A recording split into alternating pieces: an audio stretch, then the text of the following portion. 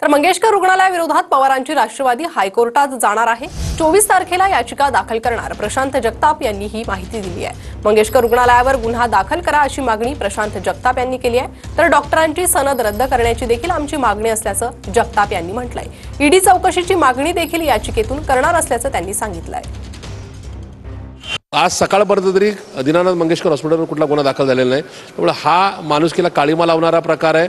मला असं वाटतं मेलेल्याच्या टाळूवरचे खाण्याची पद्धत ही अलीकडच्या युती सरकारमध्ये महायुती सरकारमध्ये आलेली आहे आणि म्हणून दीनानाथ मंगेशकरवर म्हणजे हॉस्पिटलवर गुन्हा दाखल करण्यात यावा।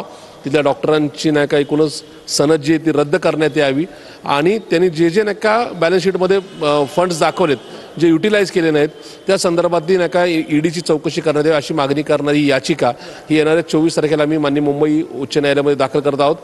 आता ह्या कालच्या रिपोर्टमध्ये बदल केल्यामुळं आता ससूनचे जे डीन आहेत ससूनचे जे आता सुप्रिटेंडेंट आहेत त्यांना सुद्धा आरोपी करण्यात यावा अशा प्रकारचा आम्ही याच्यामध्ये समावेश करू। कारण की असं काय घडलं की ससूनचे डीन आणि ससूनच्या नाही का सुप्रिटेंडेंटला हा अहवाल बदलण्याची नाही का दुर्बुद्धी सुचली याची सुद्धा चौकशी व्हावी हे सुद्धा आम्ही याचिकेमध्ये नमूद करू। घेऊन अहवाल बदलला असं 100% आमचं म्हणणं आहे यांचे CDR तपासले द्यावे, यांचे बँक अकाउंट्स यांच्या मागच्या नाही का 10-15 दिवसातले केबिनमधले केबिनच्या बाहेरचे CCTV फुटेज हे ताब्यात घेण्यात यावेत।